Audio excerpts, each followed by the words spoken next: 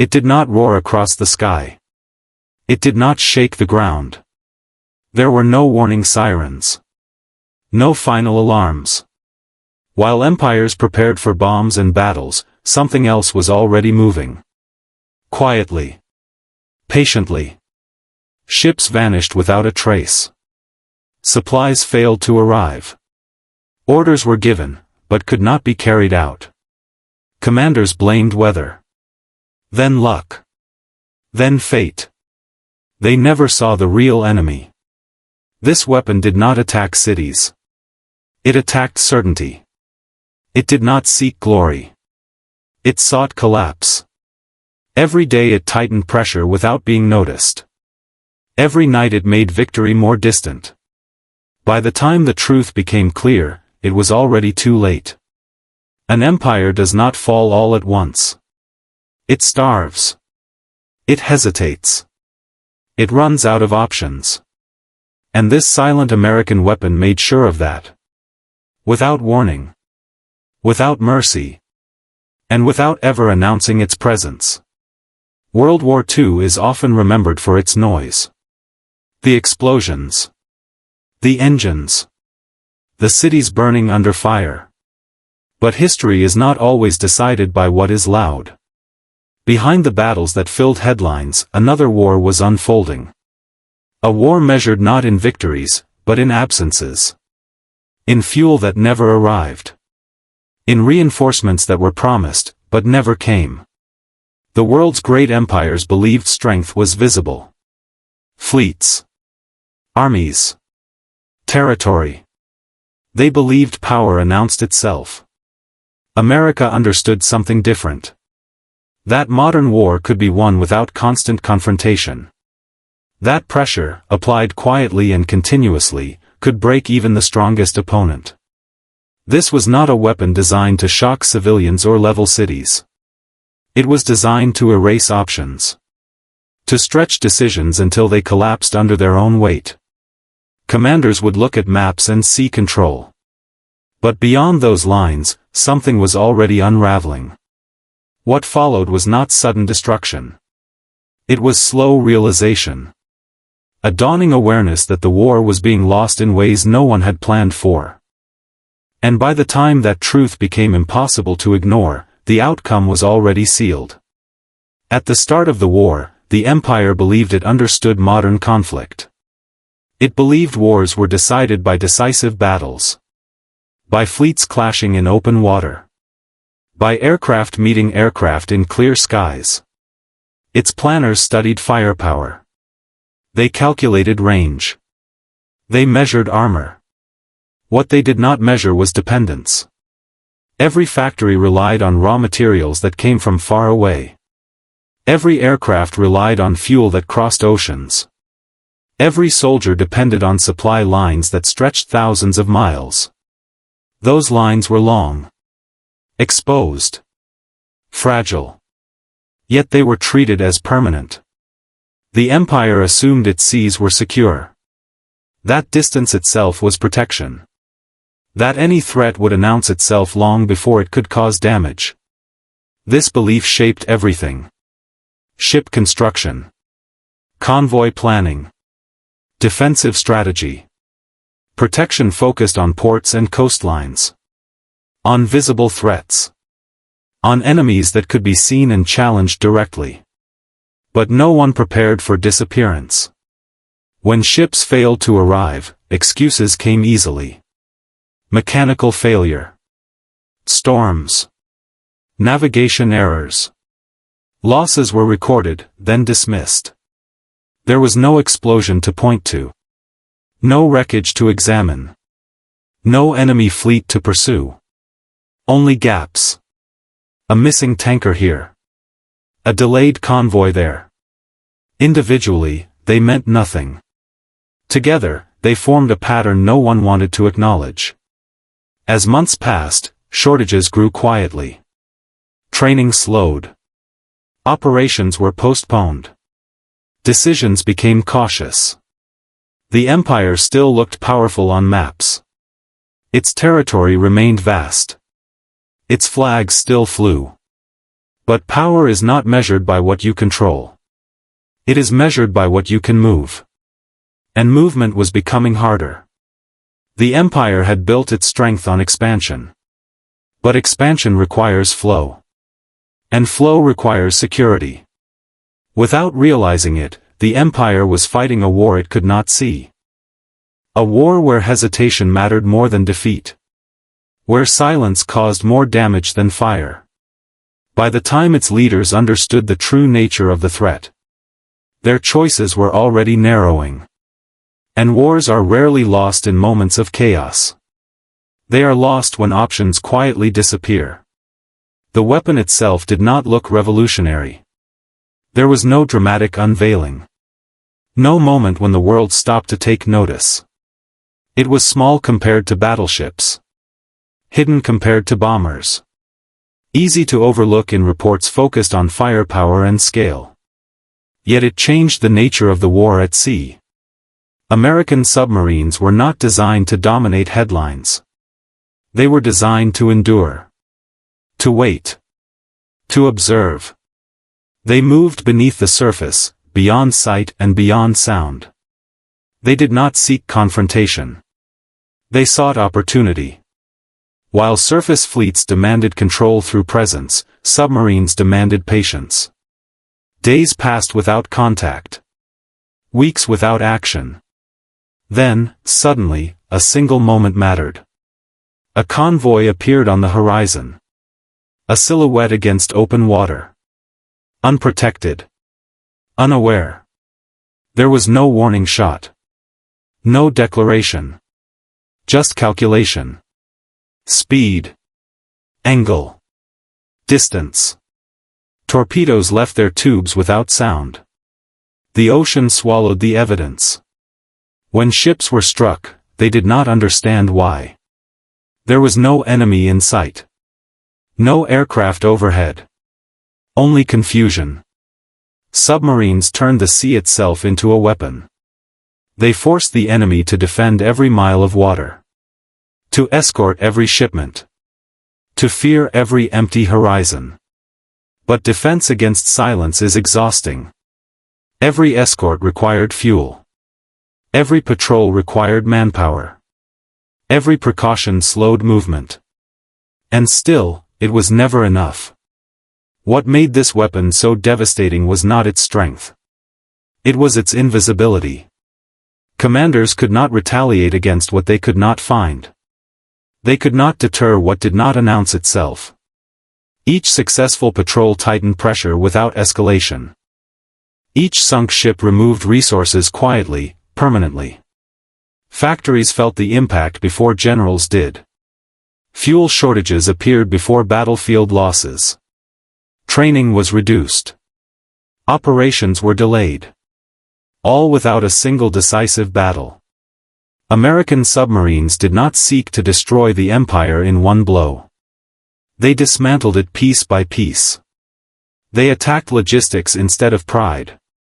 Movement instead of morale. Sustainment instead of symbols. This was warfare stripped of spectacle. A strategy that replaced noise with inevitability. The empire still fought on the surface. Still planned offensives. Still believed it could adapt. But beneath the waves, the war was already being decided. Not through shock. Not through terror. But through silence that never relented. At first, the damage seemed manageable. A ship lost here. Another delayed there. Nothing that looked decisive. But war is not sustained by moments. It is sustained by flow. And that flow was being interrupted every single day. Oil tankers failed to reach their destinations. Without fuel, ships remained in port. Aircraft stayed grounded. Training flights were cancelled. Steel and rubber became scarce. Factories slowed. Output dropped. Not because of bombing. But because materials stopped arriving. Food shipments were reduced. Rations were cut. Civilian morale weakened quietly. No single disaster explained it. That was the problem. There was no event to respond to. No battle to avenge. Just accumulation. Each submarine patrol removed a small piece of the system. A freighter. A tanker. A transport ship. Individually, they meant little. Together, they changed everything. Convoys grew larger for protection. Larger convoys moved slower. Slower convoys were easier to track. Easier to ambush. To protect shipping, escorts were diverted. Those escorts required fuel. Fuel that was already in short supply. Every solution created a new weakness. Commanders were forced into defensive thinking. Aggression became risk. Risk became hesitation. Operations were postponed waiting for supplies. Offensives were scaled back. Timetables collapsed. The Empire still had soldiers. Still had weapons. Still had plans. What it lacked was momentum. War does not forgive delay. As shortages deepened, priorities shifted. Frontline units were favored. Rear areas were neglected. Then even the front began to feel it. Ammunition was rationed. Fuel was saved for emergencies that never came. Pilots flew fewer missions. Training quality declined. Replacement crews arrived unprepared. Losses became harder to replace. The submarines never targeted leadership. They never needed to. They targeted dependency. Each sunken ship represented weeks of labor. Thousands of miles traveled. Resources that could not be replaced quickly enough. And there was no way to strike back effectively. The ocean was too large. The enemy too invisible. Patrols searched empty water. Sonar contacts vanished. Fear spread through shipping lanes. Not fear of attack. Fear of uncertainty. Sailors knew danger could arrive without warning. Without sound. Without escape. Confidence eroded. An empire that once planned boldly now reacted cautiously. And reaction is always slower than initiative. The collapse did not come with explosions in the capital. It came with unread reports. Cancelled orders. Silent dockyards. By the time leaders understood the scale of the damage, the system they depended on was already beyond repair. The empire had not been defeated in battle. It had been disconnected. Strangled by distance. By silence. By a weapon that never needed permission to act. And by then, there was no warning left to give. Behind every patrol were men who rarely saw their enemy. They did not charge beaches. They did not hold territory. Most of their war was waiting. Days passed in narrow steel corridors. Air was recycled. Light was limited. Silence was constant. American submariners learned patience the hard way. They listened more than they spoke. They measured time by tension, not by hours. Every creak of the hull carried meaning. Every sonar ping from above could signal discovery. There were no crowds to witness their success. No flags raised over captured ground. When a torpedo struck, celebration was brief. Noise invited danger. Success meant disappearing again. Depth charges followed. Explosions shook the hull. Lights flickered. Men waited, counting seconds, unsure if the next blast would end everything. On the other side were sailors who never saw what killed them. No warning. No enemy silhouette. Just impact. Fire.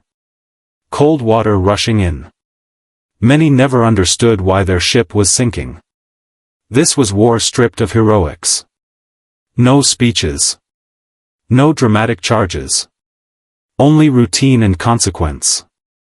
Submarine crews returned from patrols without fanfare. Reports were filed. Losses were tallied. Then they prepared to leave again. Psychological strain accumulated quietly. The ocean offered no relief. There was no way to know how much damage had truly been done. No immediate proof of impact. They had to trust the system. Trust that small actions, repeated endlessly, mattered. And they did. For the Empire's sailors, morale eroded with every unexplained loss. Convoys felt exposed. Routes felt cursed. Fear traveled faster than orders. Men boarded ships knowing the danger was invisible. Knowing survival depended on luck and timing. This imbalance changed behavior. Crews grew cautious. Initiative faded. The silent weapon reshaped not only strategy, but psychology. It created tension without contact. Stress without resolution. And in war, exhaustion does not always come from fighting. Sometimes it comes from waiting for something you cannot see, cannot hear, and cannot escape. When the war finally ended, the oceans looked unchanged. Wide. Endless. Indifferent. But the rules of warfare had shifted permanently. The silent campaign beneath the waves proved something unsettling. That empires could be defeated without their cities burning first. That strength meant nothing without movement. American submarines had not won famous battles. They had removed the enemy's ability to fight effectively. This changed how future wars would be planned. Logistics became a primary target. Supply chains became vulnerabilities. No modern military could ignore this lesson. Navies around the world began investing in silence. In detection. In counterdetection. The ocean was no longer just a battlefield. It was a system. A system that could be disrupted quietly. The empire that fell did not collapse from lack of courage. Its soldiers continued to fight. Its people endured hardship. What failed was sustainability. The inability to replace losses fast enough. The inability to move resources where they were needed. History often celebrates moments of impact. But this campaign proved endurance could be more powerful than shock. The legacy of this silent weapon extended far beyond World War II. It reshaped naval doctrine. It redefined deterrence. Silence became strategy. Modern conflicts still reflect this reality. Wars are decided long before final battles are fought. Often in places the public never sees. The submarine campaign showed that pressure does not need visibility to be effective. It needs consistency. And once that pressure reaches a certain point, collapse becomes inevitable. The weapon itself would evolve. Technology would advance. But the lesson remained unchanged. In modern war, the most dangerous force is often the one you never hear coming. When the fighting stopped, there were no monuments beneath the waves. No victory parades for what had happened in silence. The submarines returned quietly. Crews stepped onto docks without applause. Their war already fading from public memory. But the outcome could not be erased. An empire had been undone not by one decisive strike, but by thousands of unseen decisions. By patience. By pressure. The weapon did not demand recognition. It never needed it. Its work was already complete. What remained was a lesson written into history. That power does not always announce itself. That destruction does not always arrive with fire. Sometimes it arrives as absence. As ships that never dock. As fuel that never reaches the front. As choices that quietly disappear. The oceans returned to silence. But the world was no longer the same. Because long after the echoes of war faded, one truth endured. The most devastating force of World War II was not the loudest. It was the one no one heard coming.